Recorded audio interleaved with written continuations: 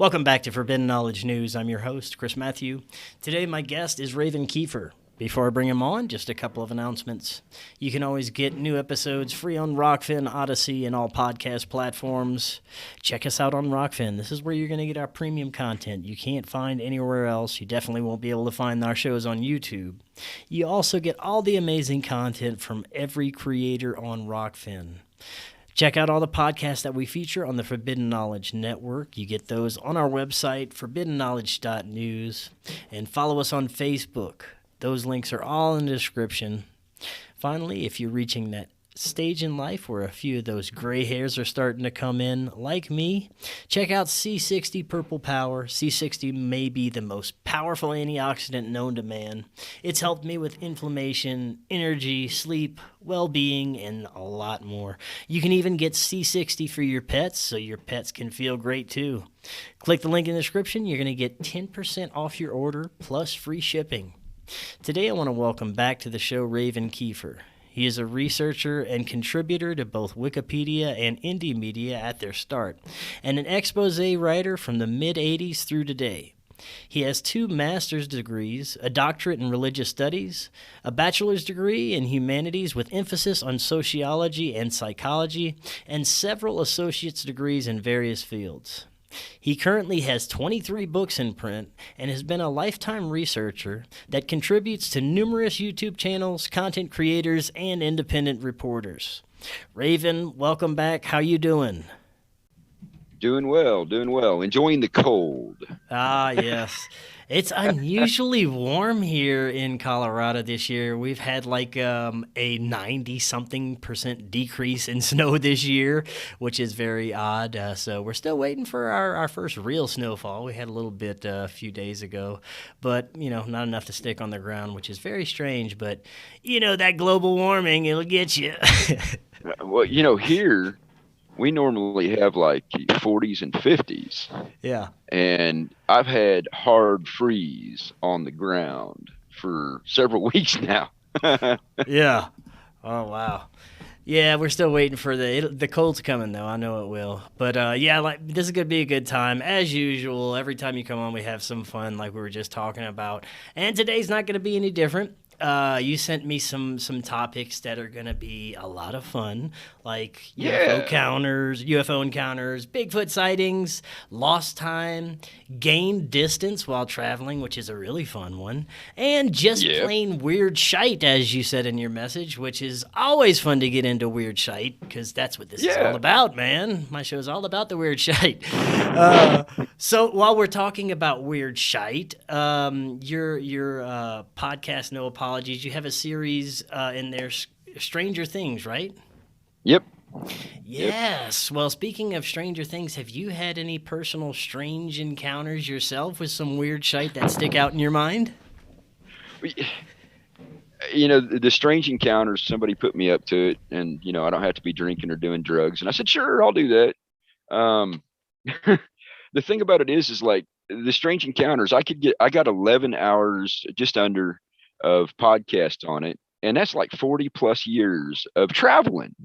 So, somebody who has it happen to them every day, I don't know how they deal with it. Yeah, right. The first thing that I talked about was UFOs. And I refused to use the other CIA identifier. It's UFOs. I don't know what they are. The first one that I was in Wisconsin, and I don't know if you remember or have seen that back in the 80s and 90s, they kept seeing this giant triangle flying like over Illinois and up into Wisconsin and Michigan. I'm not sure I remember about that one. If people look it up, they'll see there's probably still YouTube videos on it, but even a police officer in Illinois tried to follow it. I was up in Wisconsin, and I was sitting out by a lake. I was restoring some cabins, and all of a sudden my sky started going dark, and I was like, that's not right. Yeah. And there was this weird electric hum, and I was like, that's not right either. I was out in a place where there was nobody. It was absolutely quiet. And I'm sitting by a fire next to a little lake, and I could just see this black triangle. And when I looked up, it was literally blocking out, and it kept getting wider and wider, and you could still see the point on the front of it going away from you. And literally it took up, I don't know, maybe, well, it took up my whole vision, but, and I've always said it looked like it was about 50 yards from the front of it to the back of it and about 100 yards across from side to side. But it was one of them giant black triangles. Now we're talking about 1993. So they're not new. Oh yeah. Now, do you think this one was ours or something else? You like a TR3? The thing with me is, and I said it in my podcast, I really couldn't. It moved so slow at that time. I thought it was a dirigible, a blimp. Yeah. I thought it was something like that because it was going so slow. But then when it banked off to the east, it just like vanished. I mean, you could see it kind of progress in motion, and then it was just gone. I don't know what it was. I don't know what it, but it made this weird undulating electrical sound. Yeah, a lot of people I don't know if it was ours. The triangles with the TR3s, but I'm pretty sure they got other types of triangle craft that are unidentified that may not be ours. Yeah, and the other thing that you have to consider is when you say UFO, that's exactly what you mean. It's unidentified. I had never seen anything like that before. Yeah. Even though I had seen the stealth fighters and the stealth bombers a long time ago, I had never seen anything like that. And it was just a triangle, and it looked like a wedge. It didn't look like it had, wings, typical wings. It just looked like a boxy triangle. And that's the first one I saw. And if you were on a bicycle, you could have kept up with it as slow as it was moving over me. Wow, man. Well, yeah, there were. Go I'm ahead. sorry. There were other people. There were other people between 89 and 93 that saw this thing and said the same thing. It was going so slow you could almost walk under it. Man, and how big did you say this thing was? I've always said that it looked like it was about 50 yards from the point of it to the back and about 100 yards across. So it was a big wedge triangle. And it didn't have any of those kind of like circular thruster-looking things that you see like on what we would think is a TR3, right? It was just kind of smooth on the bottom. Well, what I saw underneath, it kind of had like a long oval that was kind of blue, white light. And it would kind of pulse. That's how I figured out that was what was making that sound. But it would kind of pulse. It would get brighter and dimmer. And then when it got past me, you could see 3 of them on the back of it. Same color, same shape, like a long oval, like a racetrack. Yeah. And when it banked off to go to the east, they got really bright, and then it just vanished. It was just gone. And that's the closest thing I've ever had to an encounter with a UFO. Yeah. Man, well, while we're talking about UFOs, I want to get your thoughts on this. I've spoken with a couple of other guests recently about this. The connection with the close encounters with UFOs and whatever type of energy they're putting off seems to have some connection with residual, like paranormal activity that occurs after the encounter in that area. I've heard quite a few accounts of this lately where people would have an encounter with a UFO, and then, either that around the same time as the encounter or later that evening or around the same week, paranormal activity or strange things would start occurring in their house or around that area. And they believe it, has something to do with the energy that's coming off of these ships. You've ever heard of anything like this? I've heard stories like that. You think about Mount Shasta, the different ranches going down through Arizona and New Mexico. They have a lot of sightings down there, and they have all kinds of residual freaky shite. Yeah. But you get the same thing like down in Florida. When you get off Florida into the Bermuda area and down along the Keys, they get all kinds of weird sightings that we know aren't military aircraft, and they have all kinds of residual things down there too. If they're changing the energy field, it would make sense. You and I talked about there's things around us that we can't normally see with just our limited vision. But if they're changing the electric field around us, wouldn't that also not change what we're able to see for at least a short period of time? Yeah, I mean, that's the way I look at it. Yeah, that's a good point.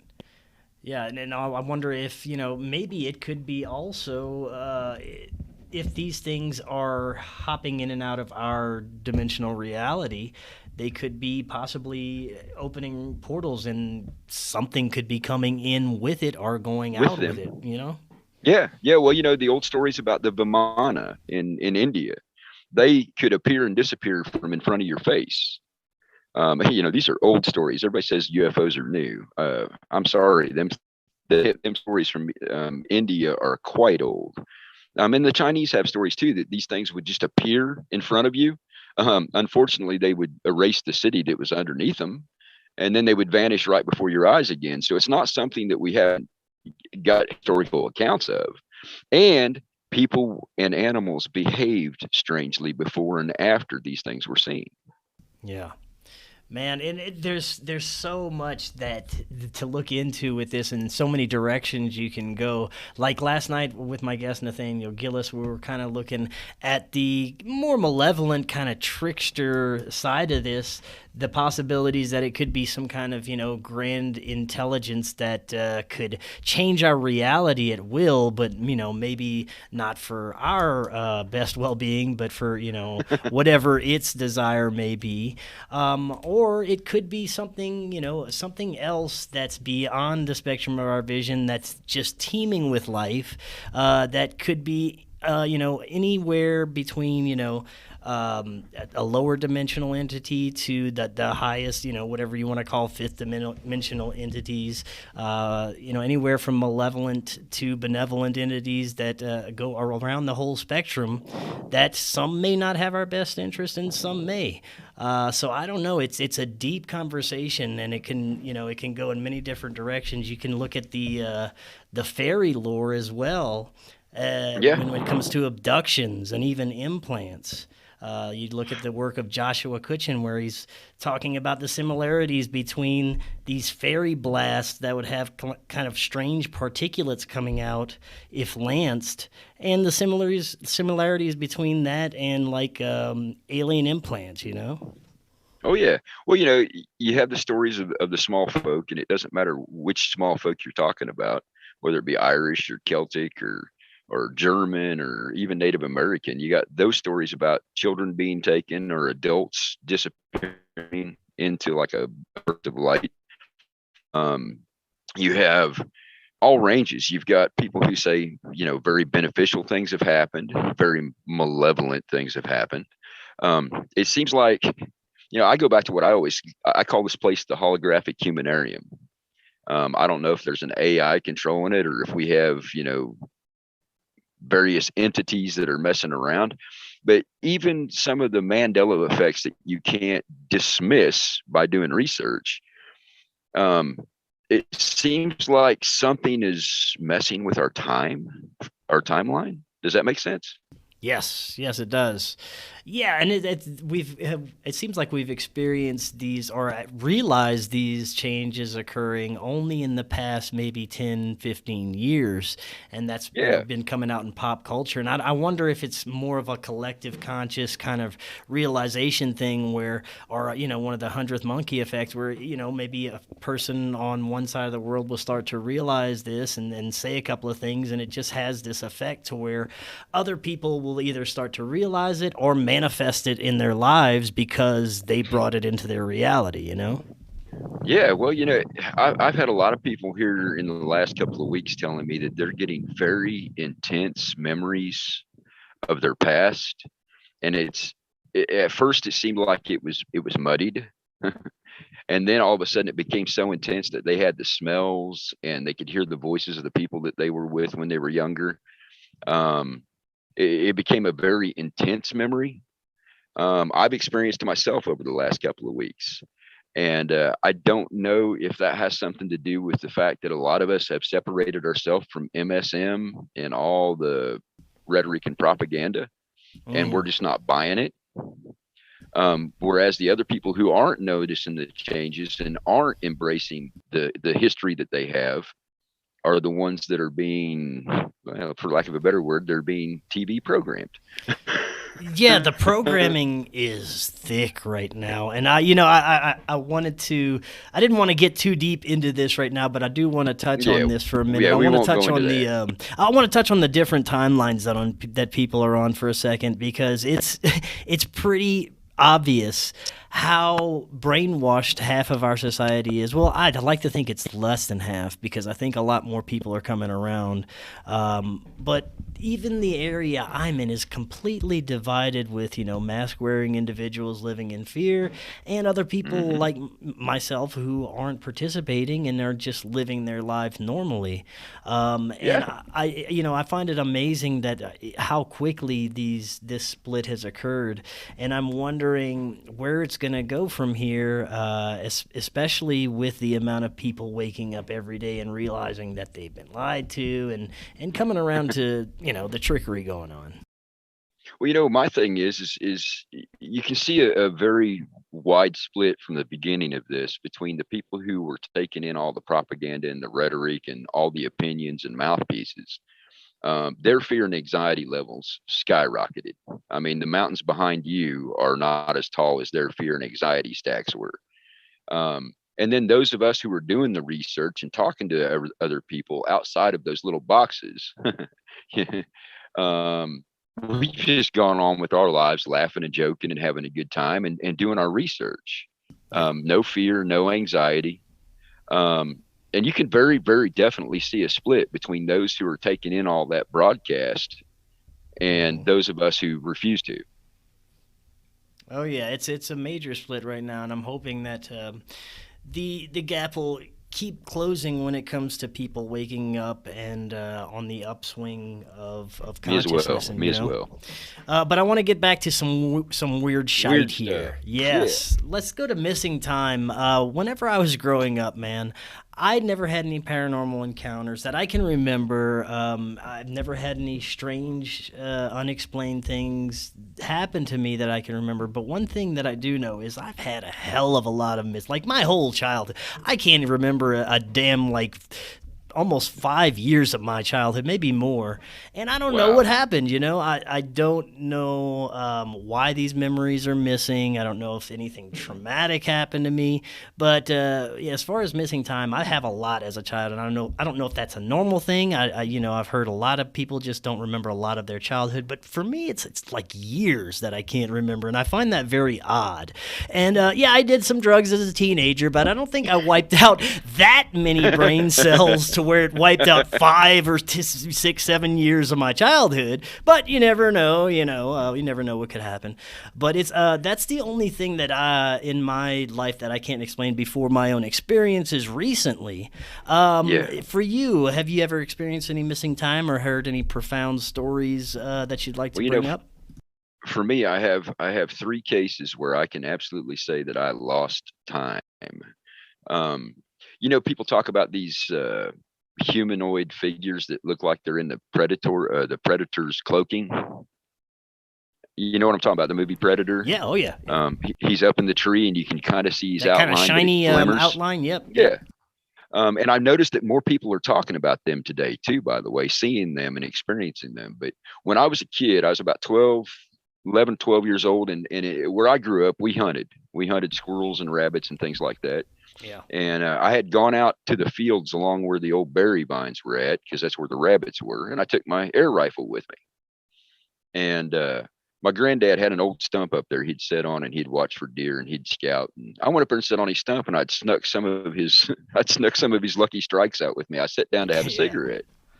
I lit the cigarette, and when I blew it out, it went around something. And then I saw that glimmer. Now, here's the thing, I wasn't looking forward. I was looking for rabbits and stuff. It went around something, and it looked like a person standing there. And the next thing I remembered was I was in the backyard of the barnyard looking at the house, and I had rabbits on my stringer. I don't remember hunting. I don't remember shooting the rabbits. All I remember is blowing out that smoke and seeing somebody standing there. And I'd lost a few hours. Wow. That I could tell. Now that's the first experience I had. I was like 11 or 12.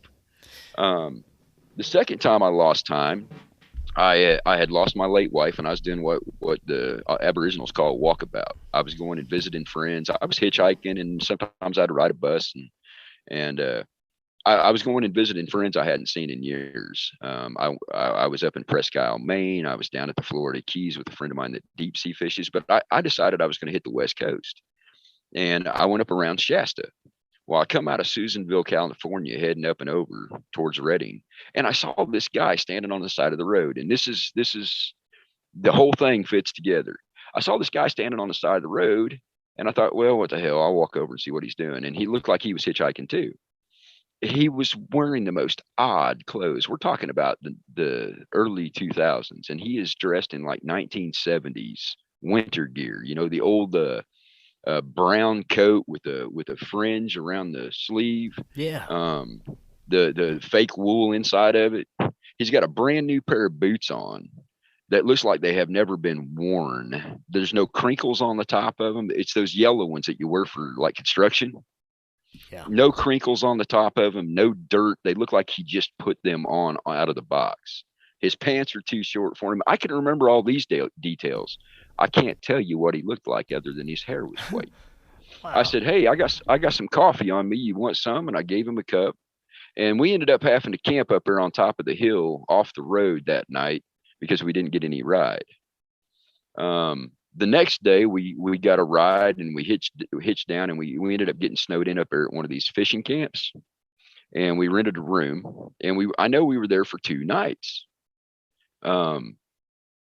Everything was weird about him. Nothing fit. The clothes didn't look right. Everything looked like it was 25, 30 years out of date, but it was brand new. That's what was weird about it. So I finally get over to Redding, and I lost him somewhere in the midst of it. I got up one morning and he was gone. We stayed there at that place for 2 days. The second day, I got a message that I needed to go out to the road. I went out to the road. He was gone. Never saw him again. But here's the thing. I get to Redding, and I had lost 2 full days. Wow. I know I stayed up on the mountains underneath a wayward pine one night. Those are the pine trees that go all the way down to the ground, so you can actually camp up under them safely. Yeah. And I had stayed at that fishing camp in the snow because it had come in, a heavy snow had come in. I stayed there 2 nights. I know this, but when I got to Redding, I had lost 2 full days somewhere. Wow. Man, that makes me think of these stories of just creepy individuals that you encounter that cause like strange activity. I remember the first interview I did with Ryan Burns. He was telling me about his amazing skinwalker encounter where he gave this skinwalker a ride, and it made him pass out. It drained all his energy. He felt like it was reading all his thoughts. And hours later, he's on the side of the road in his truck with his doors wide open. He's hanging out, and the state troopers, pull him out of his car, ask him if he's all right, did a sobriety test, and they're like, "Oh, you got nabbed by a skinwalker, man." And he's like, "What the?" That's what set him off on his research. And, other encounters with just strange beings that, don't seem kind of otherworldly, like, some strange Men in Black encounters you hear about at Skinwalker Ranch. And it makes me wonder who or what are these people, if they're really human or maybe, aliens or from different dimensions. That's crazy stuff, though. Well, this guy, I never could tell you exactly what he looked like. I could just tell you everything he wore didn't quite fit. And it all looked brand new, but it all looked like it was stuff from the 1970s. And the other thing about it is I hadn't really done any research or even thought about Shasta at the time. Yeah. And then remembering that his hair was white and the way that he looked, I start hearing these other stories about people having those kind of encounters at Shasta, and I'm like, what did I run into? Oh man, that's crazy. And you hear the legends about Shasta, the entities that live inside the mountain and are near the mountain that can actually take you into different dimensions, which is crazy. Well, like I said, I lost 2 full days, and I have no idea where they went, no idea what they were about. Couldn't say anything. And I still couldn't tell you other than I know he was older than me. And he just, like I said, he looked like he was from the mid 1970s, but he was standing there on the side of the road in 2007. Man, that could also go back to like old fairy lore where people would say they encounter these entities or fairies, and they take them to the underworld, and they'll be gone for weeks or days and then just show up later with missing time, but they remember these encounters with these entities. And what you said about the shiny guy, the kind of predator looking cloaked individual, it makes me wonder, these dimensions are probably just there. They're in our reality. Possibly we just can't see them. They're just not beyond the spectrum of our vision. I'm wondering if it's not another dimension, if it's just right here, we just can't see it. I've always had that impression. I mean, I really always have that it's like layers. You remember the 3-dimensional chessboard from Star Wars? Yeah. It's just one layer on top of the other on top of the other. That's kind of the way I perceive things around me. We have a story here about a child that disappeared when he was 3, and was not seen or heard from. The tribe. This was before European settlers, but the tribe searched and couldn't find him, and they just took it that the child had drowned. And when the parents were very, very old, I'm talking, like 40 or 50 years had passed, this teenager walks up to the house and says, "Hi, Mom." And this child has only aged maybe 12 or 14 years, while everybody else around had aged 45 or 50. And that's one of the oral stories that we have here. I read this book, and it's called Another Roadside Attraction. I don't know if you've ever heard of it, but if the folks listening to us have never read it, it's an awesome book. He wrote several of them, but Another Roadside Attraction is one of my favorite ones. And it talked about hitchhiking the 101, the Pacific Coast Highway. And I really had nothing better to do. So I decided I was gonna hitchhike down the highway. Well, I started out up in Washington heading for California. I got friends down there, and I got into this section of the road, and all of a sudden I got up in the morning and I started to walk, and I figured I'd catch morning traffic and get myself a ride down into California. Back then you could get rides. You didn't have to worry about it. And there was no traffic. It was just weird as could be. No traffic at all. And I'm thinking, I know I didn't oversleep. And I figured I'd catch people going to work or whatever. And all day long I walked, and I never saw one car. And I kept thinking, oh, hell, they've had a slide. 101 is infamous for landslides or washouts. I kept thinking, when I get to it, I'm going to have to turn around. I'm not going to be able to get over it. So I'm going to have to walk all the way back. But I'd already made the commitment. So I walked, and generally speaking, I can do 3.5 miles an hour. So I know how far I'm going.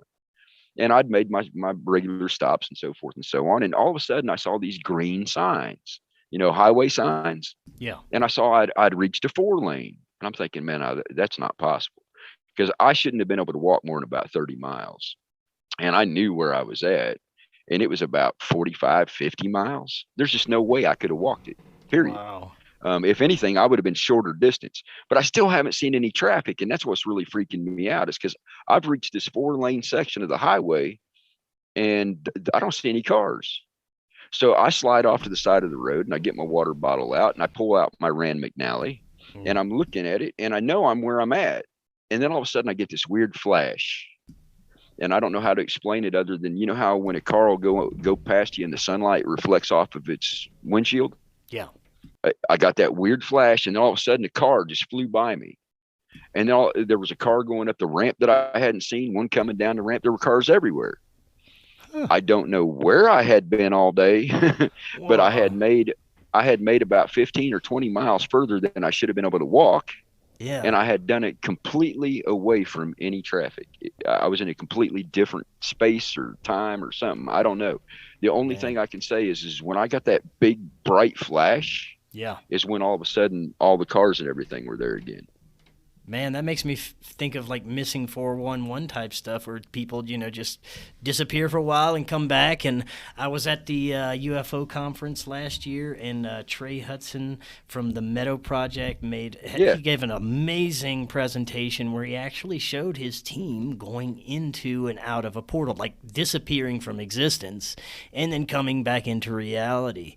And it makes me wonder if this is what's occurring with people when, what happened to you, like what happened to you. That happened to me several times out on the 101. Wow. I was going north to visit some friends that lived in a small community there, and I was actually hitching back out of California, and I was going to stop. There's this really nice berm dam along the river that you can camp on there. That's what my plans were. Well, I stopped about 8 miles short of town because I knew I wasn't going to make it. It was getting dark. So I just said, in the morning, I'll go up, I'll have a couple of days with him, and then I'll go on about my business. I woke up in the morning and I got everything set. I knew exactly where I had set up my camp. And I started walking, and in about an hour, so about 3 miles, I come to this intersection. And I'm like, man, and same thing again, no vehicles. I didn't see any vehicles. I get to this intersection and I realized where I'm at. And all of a sudden, a car pulls up and he says, "Where are you heading?"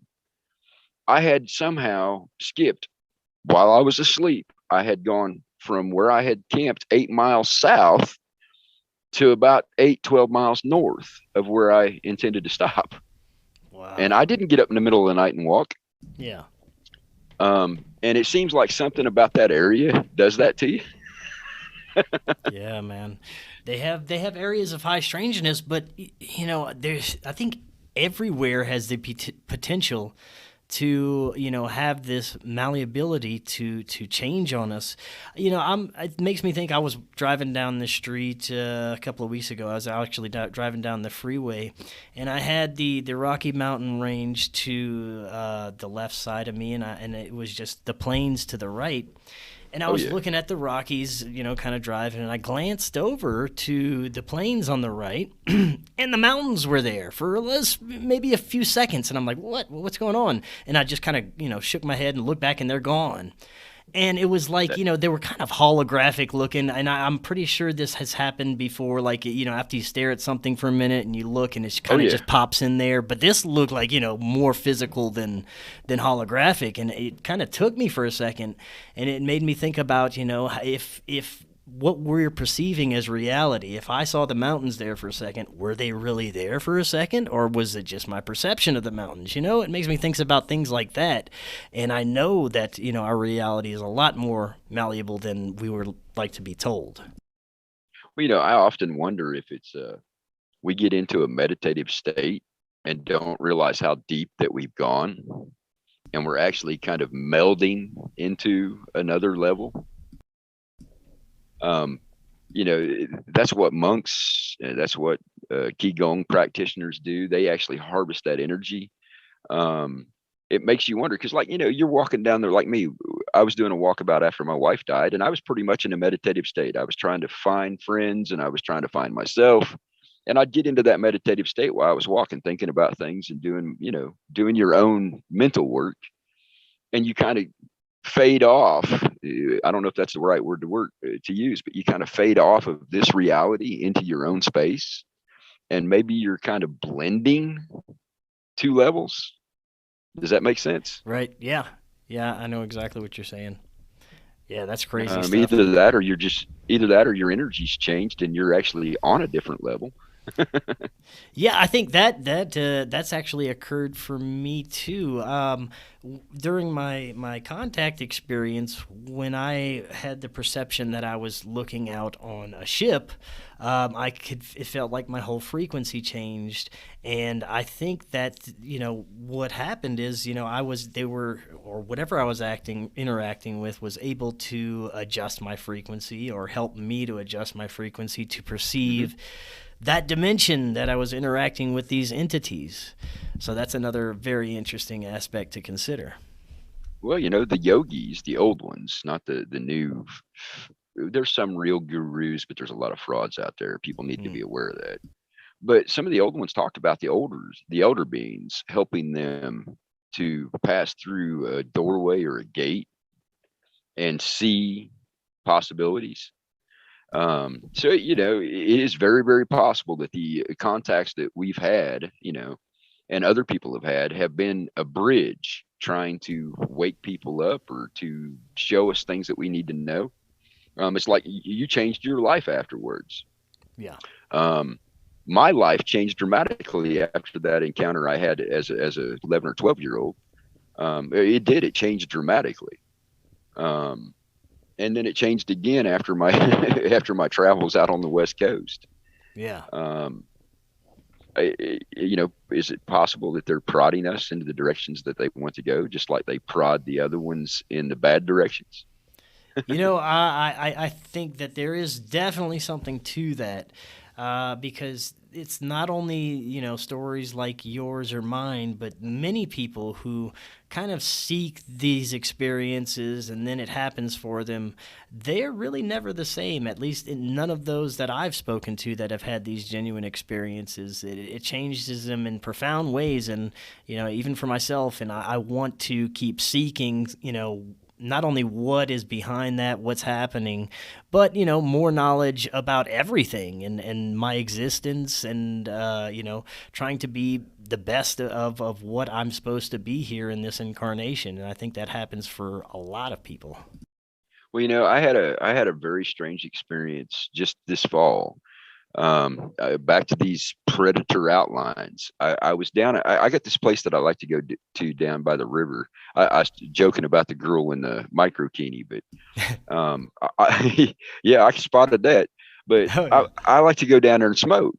Yeah. And I enjoy the river going by. It's got its own frequency, Mm-hmm. And I was standing there and I saw something, and I think I told you this before, but I saw this in the reflection of my glasses. I saw somebody coming up the trail that looked like they were in like a silver jumpsuit. And I thought, man, this is going to be somebody to look at. So of course I turned around because I'm thinking it's going to be some hot chick wearing one of these super bright jogging outfits, Yeah. So I turned around and there was nobody there. And I thought, now wait a second. Because then I could feel it. You get that feeling that somebody's watching you. Yeah. I had seen somebody coming up the trail behind me reflected in my glasses. And I turned around and there was nobody there. But immediately I had the feeling that somebody was watching me. And I stood there and I lit my cigarette and I stared. And I didn't see anything, but I knew something was there. Yeah. And then the breeze kind of blew in and a branch moved and I saw that outline. And the minute I spotted that one, it took off out into the sunlight and I lost it. And I thought, no, wait a second, something, because 20 feet away from me. Yeah. And I thought, now, wait a second, because I could still feel it. You could still feel like something looking at you. And I just kept staring and I kept staring and I kept staring. And finally, a second one was 8 or 10 feet away from me, kind of shifted. And I saw that there were two more standing there. And they took off into the sunlight and I lost them. And I thought, holy shit, they got within 8 feet of me and I didn't see them. That's damn scary. Yeah. But I'll tell you something that changed immediately after that contact with those three. I started doing my laugh podcasts. I got like 30 hours of just nothing but stand-up comedy on my podcast. And it's all original. Yeah. And I had completely done away with that after my wife had passed away in 2006. Yeah. I used to do stand-up.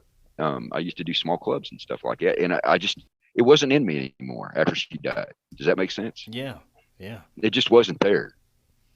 And after I had that contact with them this fall, I thought, you know what, I can do this without an audience. I mean, one time you want a good laugh. One time I was sitting out here and all I had was the trees and crickets.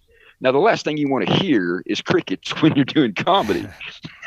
Right. Yeah. But it profoundly changed me. I have done 30 hours of original stuff since I had that contact with them. Wow. These things change you. I don't know how, but it's back to that memory thing that I was talking about earlier. It brought back something that I had lost. Right, man. It makes me wonder if it's something that may be attached to our own consciousness, something that may manifest from within our own thoughts, like some kind of egregores that manifest to help us along. Well, it could be us on our help and not realizing it. Yeah. You Yeah. know, And we know that the insanity around us is not part of what we are. How do we get through this? Well, in my case, that is a really good way to do it. oh yeah, for sure. And I've come to the conclusion that I may have been communicating with either a future version of myself or my higher self, along with possible other entities during my contact experiences, but still haven't come to a full understanding of exactly what I'm dealing with here. But I'm not sure if I ever will, and I'm not sure if I ever was meant to, or if anyone was. But I'll still keep trying. It's it's something that's definitely changed everything. And while we're talking about like elusive creatures just beyond our vision here, what about Bigfoot? I know this is in our topic list, so we got to get to this guy. Have you had any personal Bigfoot encounters?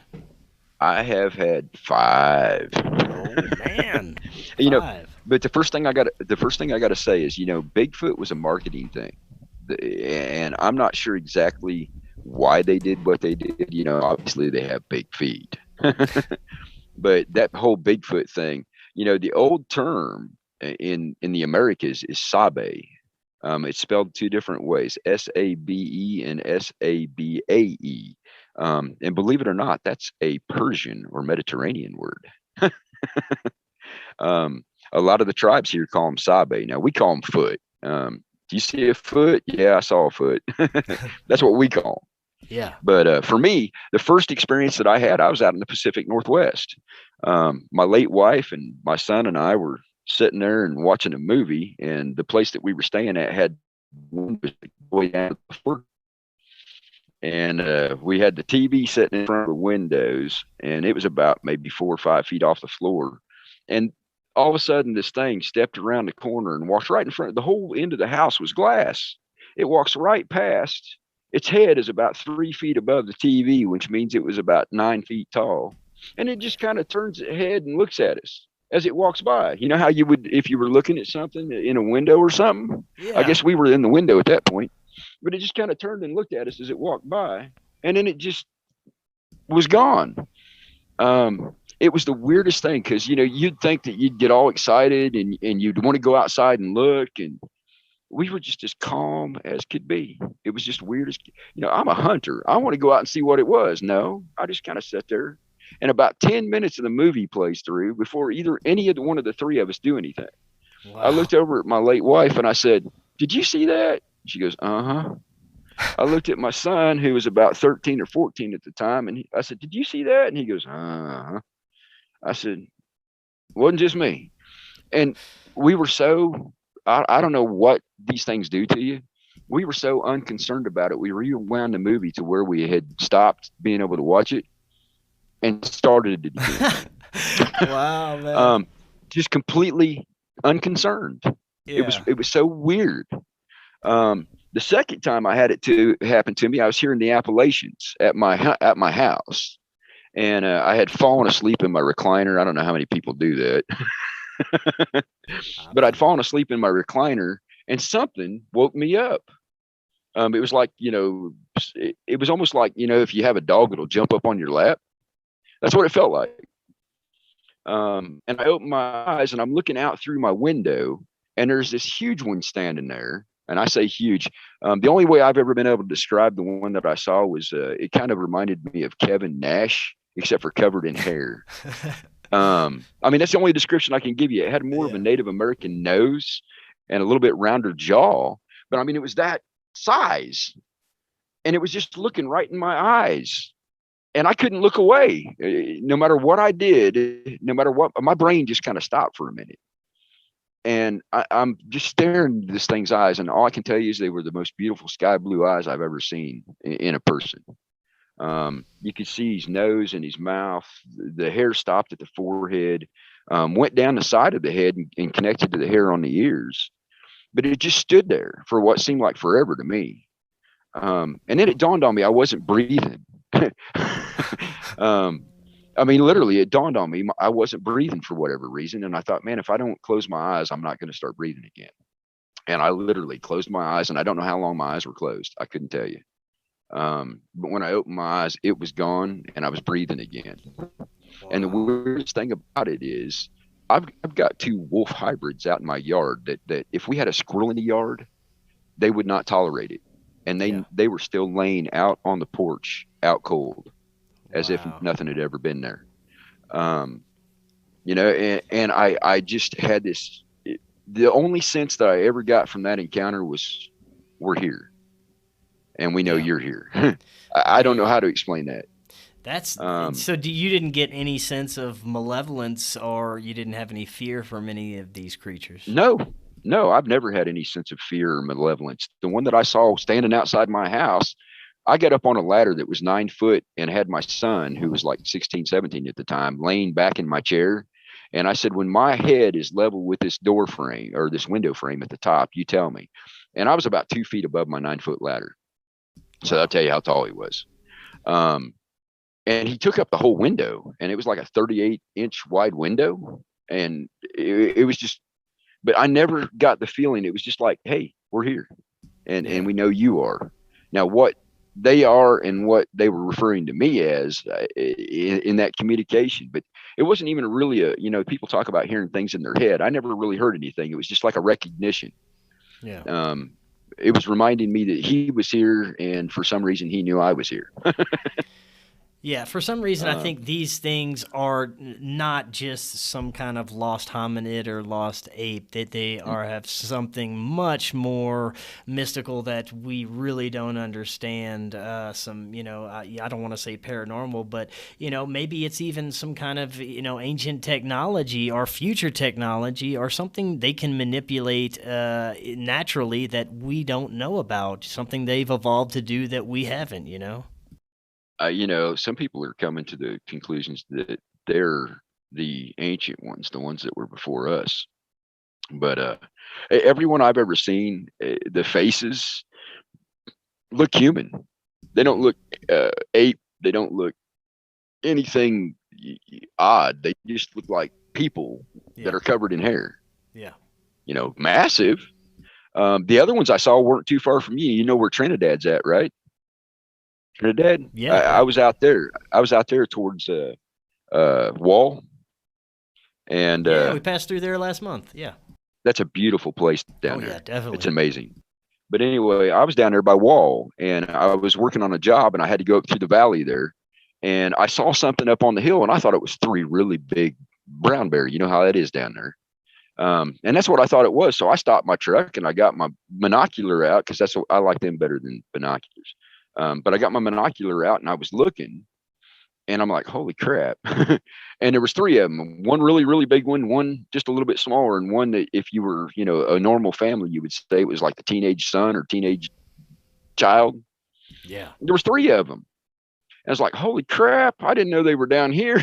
Oh, man. And then they were just gone. The biggest one, literally turned around, and I could barely see him. They did not look huge in my binocular, and it was dialed out for hunting. And he turned around and looked me right square in the eye, and then they were gone. And then when I got up to the job site, I was like 2 hours late. So figure that one out. There's another circumstance of lost time. Yeah, I've heard a few people that live in this area talk about, Sasquatch sightings or Bigfoot sightings. Jay Widener lives not too far from this area now. He was talking to me at the conference last year about how he's constantly hearing wood knocks and these kind of hoots and hollers that these things make, and all the structures that they kind of build in the forest. And he's actually witnessed them a couple of times. So it's very interesting to see the where they're dispersed all over the country and probably the planet. Yeah. And Jay is an enormous wealth of information. If people aren't familiar with Jay Widener, they ought to make themselves so. Oh yeah. Immense respect for him. Immense respect. But he also discovered the small dome or he didn't discover them, but he videotaped the little dome houses that look like they're for pygmies. Yeah. And I think Rex has been up there that way too. But it's just an amazing thing, because who could live in something that small? We've got all kinds of strange things, with the Bigfoot and the UFOs. And it seems, back to what we were saying about that dimensional rift, it seems to be a lot more common these days than it used to be. But it could just be because we can communicate more as well. Right. Yeah, and I wonder if these realms beyond our vision, if they could even connect to the afterlife. It got me thinking last night after my conversation with Nathaniel Gillis about how a lot of paranormal activity when it comes to hauntings have connections to things that have to individuals that have had contact experiences. And he was telling me a very eerie story about a contactee who would have this contact with a ghost as well, who was very similar to the individual that they would have contact with on the ship. So the connections between those realms are very strange, and I think that it could be something, just like we were talking, just beyond the spectrum of our vision, that's always here that we don't have access to, unless we're dead. But that's a creepy thought. Well, or in an extremely high meditative state. A lot of people will use DMT. Acid. Sure. Oh yes, I've used psilocybin many times and been in that realm for sure. Yeah. Well, I did acid as a teenager, and what stopped me was I had never had a bad trip. I had a very well instructed use of acid, and I used it more meditatively. And one time I decided I was just going to do it, and I had this really bad trip where I swear, for lack of a better description, it looked like hell had come to get me. And I haven't done acid since. Right. Well, that'll do it. Yeah. I mean, I can't describe it any other way. Any of those even the worst experience I've had on psychedelics, I've always come out of it learning something and learning something about myself. Even the most terrifying experience, I was like, man, that was awful. I don't want to do that again. But you know what? I'm glad I did. I'm glad I learned a lot about myself, and I'll end up doing it again. But that's just me. For me, like I haven't done acid since, but now I have done DMT, and I have done peyote in a ceremony. Nice. And it was a guided ceremony with natives. Right. So that's a whole different thing than just doing it yourself because you want to. For sure. And I think that's where a lot of people get in trouble with the psychedelics and the mind altering, the dimensional altering medications that we can use. Yes. It's because you do it unguided and without a purpose, and then you just get whatever comes at you. Yes. Whereas if you have an intent and a purpose behind it, and it's focused, you're already in a meditative state when you use the psychedelics. Yes, and oddly enough, whenever I started using it in a more spiritual way, not as in my teenage years recklessly, but more recently when I started using it after my contact experience, as kind of instructed by what I'd like to call my guides at this time, after that contact experience through meditation, I was kind of instructed if I wanted to explore these realms and have easier contact, psilocybin is a great way to do it, and, use it carefully through meditation experiences and, have a purpose when you're doing, have an intention behind it and a good intention whenever you go into it. And that's, the main point they wanted to get across to me whenever I started using it for those purposes. But for sure, you got to be careful about that. And I think one of the main things is if you can't have it guided, be sure to have a good intent and purpose behind it and be in a safe place and a safe mental place as well, a good mental state. Well, yeah, exactly. Have yourself, mentally prepared, emotionally prepared, and have a purpose and an intention behind what you do. We should do that with all the things that we do, really. Yeah, for sure, yeah. Yeah, you just can't go into everything. And if you're talking about psychedelics and you don't take the same preparation that you would for like making a trip down the road, shame on you. Oh yeah, for sure. Yeah.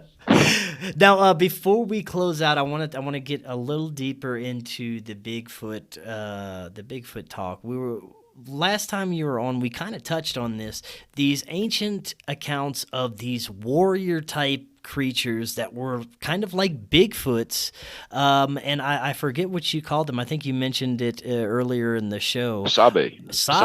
Yes. Could you talk a little bit about this and some of these ancient accounts you were talking about?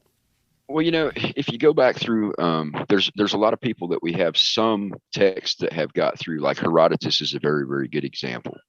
In Herodotus, he mentions that Agamemnon had hired a regimen of soldiers, and they were different. They were covered in hair. A lot of arrows wouldn't pierce them. And Agamemnon was so taken with it that he took a wife and had a son that was like 12, 16 feet tall. It varies by the way that you calculate the measurement, but between 12 and 16 feet tall, covered in hair, arrows wouldn't pierce him. And when he finally did die, the people around that area were so, I don't know what word to use, they were so untaken with him that they dug him up, tore him apart, and scattered his bones to the winds. Wow. That's one of the stories that comes down to us. But you also have the other stories of the Phoenicians having these type of individuals hired for them. That tells you that these things have been around a long, long time. You have stories from China, and we're not talking about the mountain, the Alps. We're talking about lowland. They're just covered in hair. They were an ancient being. Yeah. I'm trying to think of it. Kind of caught me off guard, having to go back to history now. But you also have mentions of them. You have also mentions of them in Flavius Josephus writes of the others who were mercenaries. I have said openly that when you talk about the original traders, the traders that traveled around the world, we got evidence of it. We've got tobacco from the Americas and cocaine from the Americas in the Mediterranean. We've got Mediterranean goods here. We've got copper from Michigan and ore from the United States that has turned up in ruins that are thousands of years old over there. So we obviously had a global trading society. And every place that global trading society went, we find Sabe. There was a huge cataclysm, and it looks like there was two of them. One of them looks like it occurred somewhere around the 500s. And then the other one looks like it happened somewhere in the 1100s. And you can see that in historical data because there's huge gaps. And then all of a sudden in the 1300s, we see Europe coming back to life again. America is coming back to life again. And interestingly enough, if these people were the mercenaries that were hired by that ancient civilization, say 6,000 years ago, and then we had a huge cataclysm, they would have been left everywhere. Does that make sense? Yes, yeah, for sure. Yeah, man, that's so crazy. And they were spoken of by the Phoenicians. When Agamemnon needed to hire his mercenaries, he had to go to an island in the Mediterranean and negotiate. When the Persians were going to invade north, they actually paid off. This is Xerxes. He actually paid off those mercenaries. And that's written down in historical context. And, when you talk about Sabe, the Bigfoot, you also have to talk the dogmen because we're seeing those everywhere. Well, yes. We're getting reports of those all over the planet now too. But a lot of people say, well, dogmen, and they completely ignore all the stories we have of the Anubai. Yes. From Egypt, which were associated with the Cushites, not Arabs. The Cushites at one time had all of Egypt, all of Saudi Arabia. That was the Cushite kingdom. They were black, not Arab. And the dogmen were associated with them. And that's the reason why you see the dogmen are painted black most of the time, the Anubai. Yeah. Now, were they shape changers? I do not know. Were they using hallucinogenics to convince the other army that they had something with them that they didn't? That's another possibility. Yeah. Yes. Just because we're just now getting to the point where we have that kind of technology. We can use sound. We can use electromagnetic frequencies. We can use even sensory things like smells, to change what somebody's perceiving. What if they had that technology that far back? That's a great consideration. There's a lot to consider there, or that these beings did exist and for some reason went into hiding or went underground or had this kind of technology to where they could cloak themselves or go in and out of our reality or our spectrum of vision, and have been able to perfect that over the years and just been in hiding. And every once in a while we get a glimpse of them, or they pass in front of your door as a 9-foot friggin' Bigfoot, and you're like, huh? That's it.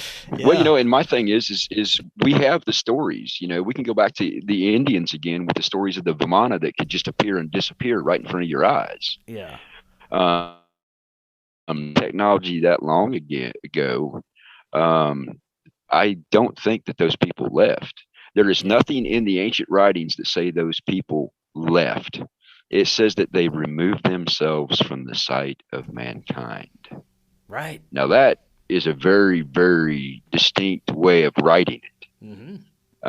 If you go back to the Chinese text and the East Indian text, and even some of the stuff that's coming out of Sumeria, it says they removed themselves from the sight of mankind. It didn't say that they left. Yep. Yeah, man, that stuff is super fascinating. This is great, and Raven, we're gonna have to do this again because it's always a great conversation. Before you head out, is there anything interesting coming up on No Apologies that you'd like to talk about? Well, I'm doing the laugh podcasts, and I think we all need to laugh. Oh yeah. And I'll tell everybody, if you're not interested in anything else I have on my podcast site, the laugh podcasts are worth it. But I'm getting ready to do another one on the Aramon connection to the AI that we're seeing around us and these automated weapons systems. Right. That'll be out just after Christmas. I'll release it on Sunday. Yeah, we're gonna have to talk about that again. We're gonna have to do a second part to our Aramon series. Yeah. Absolutely. I'll come on here anytime, and you and I have good conversations and that's what I like about this format. We can actually talk. Oh yeah. That'll be out on Sunday, and I'll have a more laugh podcast up by next week too. Awesome, man. Well, this was a blast. Always a fun conversation, and we will definitely be doing this again soon. I hope so. For sure, man. And have a Merry Christmas, Happy Holidays. And we will be talking again soon. And until next time, everyone, have an excellent evening. We'll probably talk again by day 0 on Sunday. See y'all then.